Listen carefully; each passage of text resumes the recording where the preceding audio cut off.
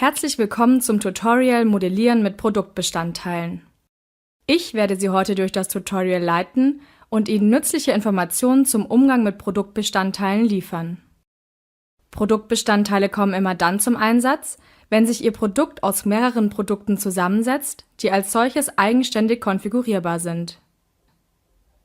Ein passendes Beispiel ist die Konfiguration eines Gepäckscanners, der an Flughäfen verwendet wird, um Gepäckstücke von Passagieren zu röntgen.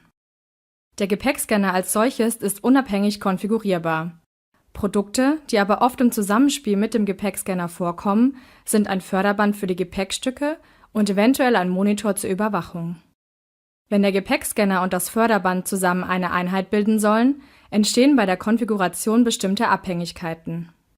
Zum Beispiel muss die Breite des Förderbands mit der Tunnelbreite des Gepäckscanners übereinstimmen. Der Monitor hingegen kann unabhängig von der Konfiguration des Gepäckscanners gewählt werden. Die Tunnelbreite des Gepäckscanners wird an seinem Produktbestandteil, dem Förderband, weitergegeben bzw. vererbt. In der Konfiguration des Förderbands kann dieser Wert dann für weitere Berechnungen verwendet werden. Ein weiteres Beispiel ist die Konfiguration eines Autos. Ein Produktbestandteil, der in Abhängigkeit des gewählten Modells konfiguriert werden muss, wäre beispielsweise ein Anhänger, da nicht jedes Auto standardmäßig eine Anhängerkupplung besitzt. Auch Winterreifen können in Abhängigkeit des Autos konfiguriert werden. Diese Produktbestandteile könnten aber auch separat gekauft werden und stünden somit als eigenständige Produkte zur Auswahl.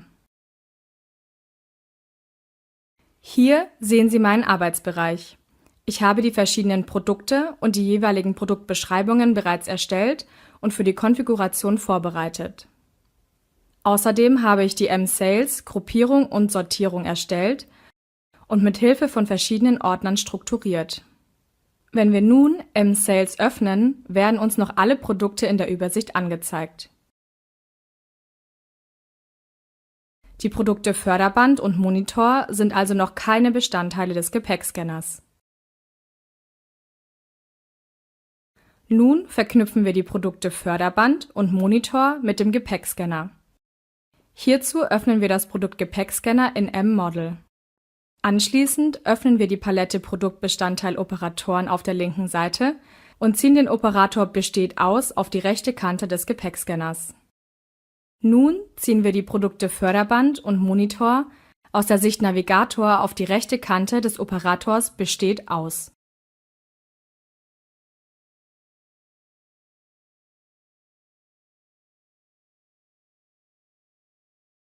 Um nun festzulegen, wie oft ein Produktbestandteil dem Gepäckscanner hinzugefügt werden darf, ändern wir die Kardinalität der Produktbestandteile. Hierzu rechtsklicken wir auf die Kardinalität des Förderbands. Anschließend klicken wir auf Kardinalität ändern. Wir setzen die minimale Anzahl des Produktbestandteils Förderband auf 0 und die maximale Anzahl auf 1.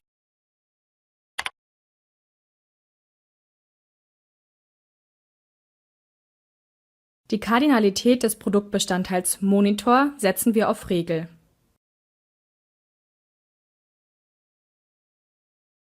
Der Produktbestandteil soll erst dann gewählt werden können, wenn der Anwender die Frage, ob er einen Monitor benötigt, mit Ja beantwortet.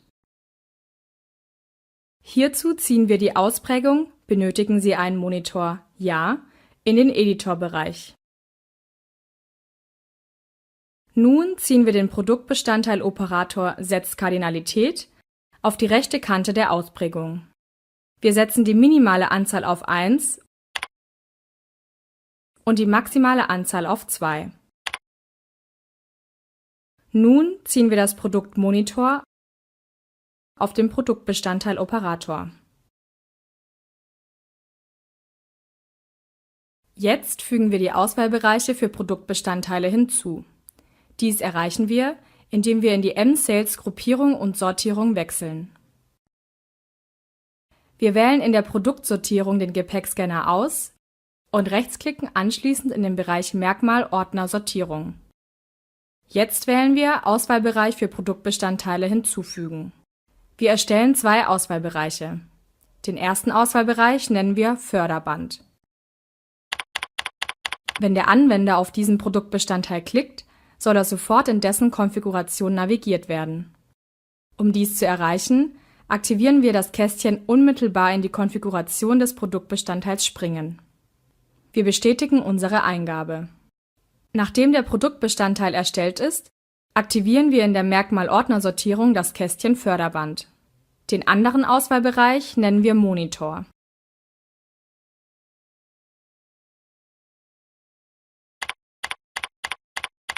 Dieser Produktbestandteil soll ohne vorherige Konfiguration direkt der Angebotsübersicht hinzugefügt werden.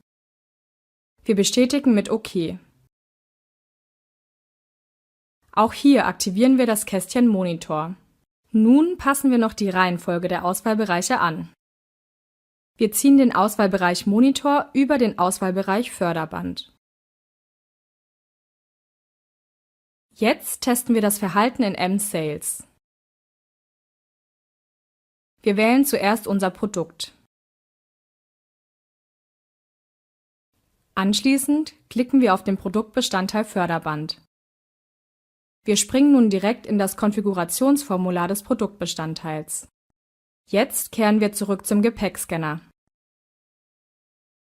Wir aktivieren den Produktbestandteil Monitor, indem wir das Merkmal „Benötigen Sie einen Monitor?" mit der Ausprägung Ja beantworten. Ein Monitor wird automatisch der Angebotsübersicht hinzugefügt. Wir fügen einen weiteren Monitor hinzu. Da wir im vorherigen Schritt die Kardinalität des Monitors auf eine maximale Anzahl von 2 beschränkt haben, können wir keinen weiteren Monitor hinzufügen. Nun legen wir das Förderband als Produktbestandteil fest. Das Förderband wird somit nicht mehr im Katalog angezeigt. Hierzu öffnen wir die M-Sales-Gruppierung und Sortierung und rechtsklicken auf das Förderband. Wir wählen die Option Produkt als Produktbestandteil festlegen. Anschließend speichern wir und testen erneut das Verhalten in M-Sales. Wie wir sehen können, ist das Produkt Förderband nicht mehr im Katalog verfügbar und nur noch als Bestandteil des Gepäckscanners konfigurierbar. Die Gurtbreite des Förderbands soll von der im Gepäckscanner konfigurierten Tunnelbreite eingeschränkt werden. Hierzu modellieren wir eine Regel in der Regeldatei des Gepäckscanners. Wir öffnen die Regeldatei des Gepäckscanners. Nun ziehen wir die Variable Tunnelbreite des Gepäckscanners in den Editorbereich. Anschließend ziehen wir den Produktbestandteiloperator setzt auf die rechte Kante der Variablen.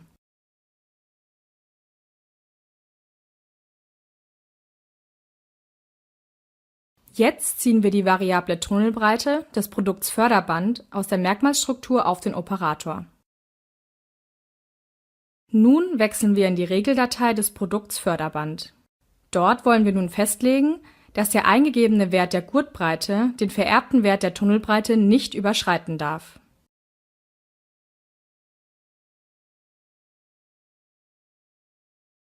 Hierzu ziehen wir die Variable Gurtbreite in den Editorbereich.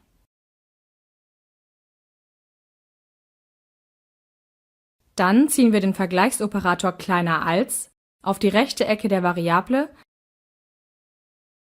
und verbinden ihn mit der Variable Tunnelbreite. Wir testen das Verhalten in M-Sales.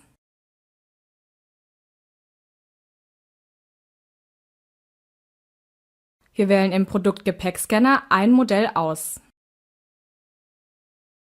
Die Tunnelbreite wird automatisch gesetzt. Nun wechseln wir in die Konfiguration des Förderbands. Zur Kontrolle vergeben wir der Gurtbreite einen Wert, der die Tunnelbreite übersteigt und somit ungültig ist.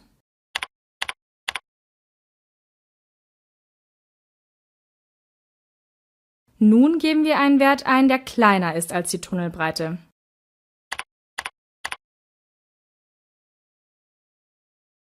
Der Wert ist gültig. Unsere modellierte Regel funktioniert.